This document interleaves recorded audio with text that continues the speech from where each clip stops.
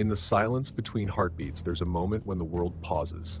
No more breath, no more time, just stillness. It's in that instant before the final goodbye that something ancient awakens.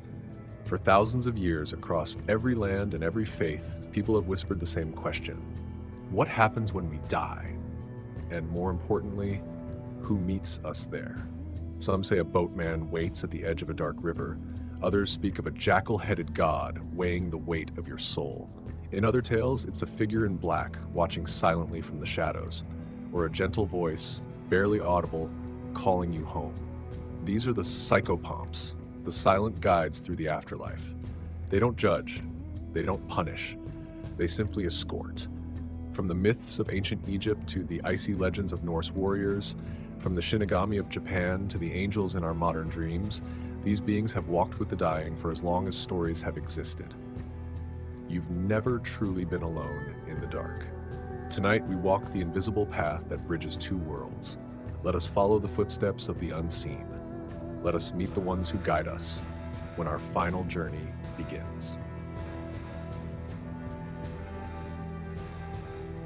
The word psychopomp might sound strange, almost otherworldly. It comes from ancient Greek, psyche, meaning soul, and pompos, meaning guide or escort.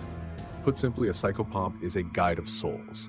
Not a god, not a demon, not a punisher or savior, just a presence, quiet, constant, and always near when the last breath leaves the body. They appear in countless myths around the world. In Egypt, the god Anubis watches over the dead with the calm focus of a guardian. In Greece, Charon waits silently at the river Styx, ferrying souls to their final destination. In many cultures, birds, especially ravens, owls, and sparrows, are seen as messengers between life and death. But psychopomps don't belong to one religion or one culture. They are universal. Because death is universal, and for as long as humans have lived and died, we've imagined something or someone waiting for us at the end. Psychopomps don't decide where a soul goes. They don't judge. They simply make sure we get there. Whether it's a shadow beside your bed, a light at the end of a tunnel, or a whisper in a dream, you may not see them, but they've always been there, walking beside us, watching, waiting, and when the time comes, leading us home. Long before modern religions spoke of heaven and hell, ancient civilizations believed in the journey of the soul, not a single step, but a passage, one that required guidance. In Egypt, that guide was Anubis, the jackal-headed god of mummification and the afterlife. With black fur and golden eyes, he did more than prepare the dead. He protected them. He weighed their hearts against the feather of truth. If the soul was light, it moved on. If not, it faced a darker fate. Anubis was not cruel. He was precise, calm, unshaken by the fears of mortals. He didn't cause death. He gave it structure. In Greece, the soul's journey crossed a river, the Styx, dark and cold. Waiting at its edge was Charon, the silent ferryman. With one hand on his oar and the other outstretched, he demanded payment, a coin for passage. Without it, the dead wandered forever, stuck between worlds. Unlike Anubis, Charon didn't speak. He didn't care if you were noble or wicked. He simply took you if you paid. These figures, so different yet alike, stood between life and what lay beyond. They weren't saviors, they weren't enemies. They were thresholds personified. And whether it was the weight of a heart or the clink of a coin, one truth remained. No soul crossed over alone. Not every soul rides a boat or walks with gods. Some take flight. Across cultures and centuries, birds have been seen as more than animals. They are watchers, carriers, silent messengers between realms. The ancient Greeks believed that the soul, or psyche, could take the form of a butterfly or a bird. When someone died, it wasn't uncommon to see a dove released, a symbol of the soul finding its way. In Norse mythology, the battlefield echoed with the cries of the Valkyries, fierce winged maidens who chose which warriors lived and who would die. They didn't just guide the fallen, they lifted them, body and spirit, to the halls of Valhalla.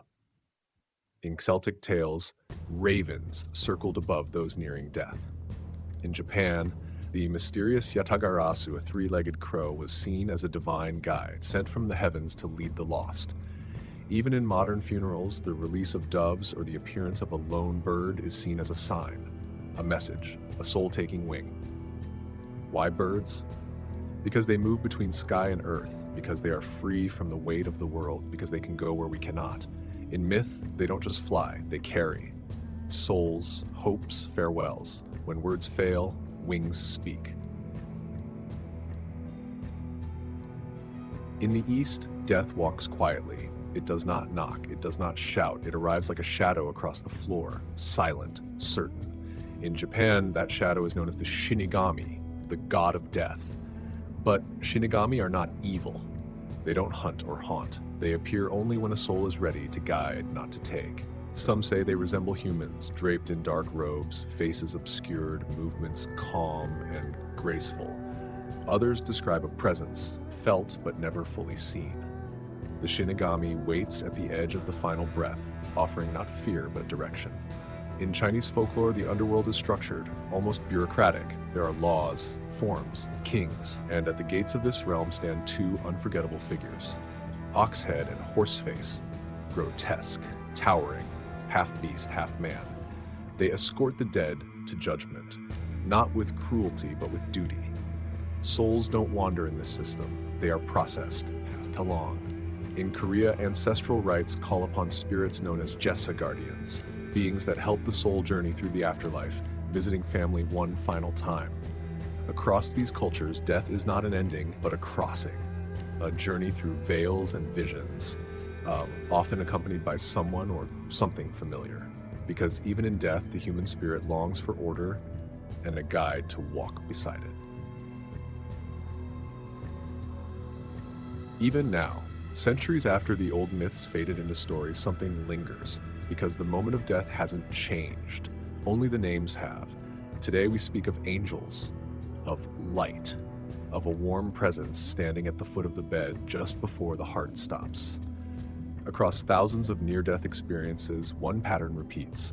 People describe being met. Not alone, not lost, but guided. Sometimes it's a loved one long gone. Sometimes a being of light, too brilliant to fully see. Other times, it's a voice, gentle, familiar, urging them forward or telling them to turn back. These aren't hallucinations in the traditional sense. They come with a sense of clarity, of peace, of order. In some cases, there's a tunnel.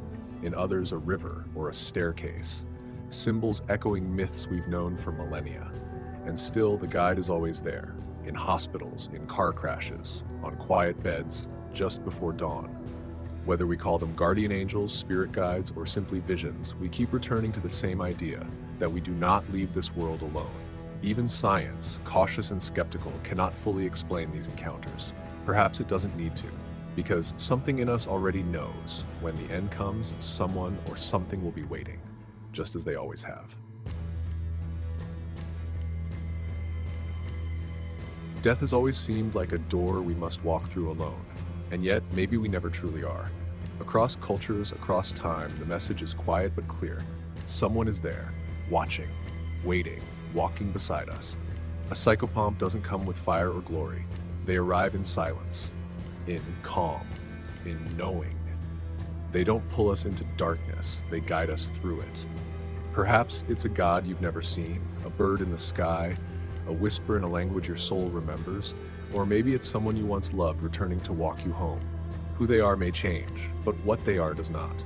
They are the thread between the seen and the unseen, the bridge between heartbeat and silence, the presence that says you are not forgotten.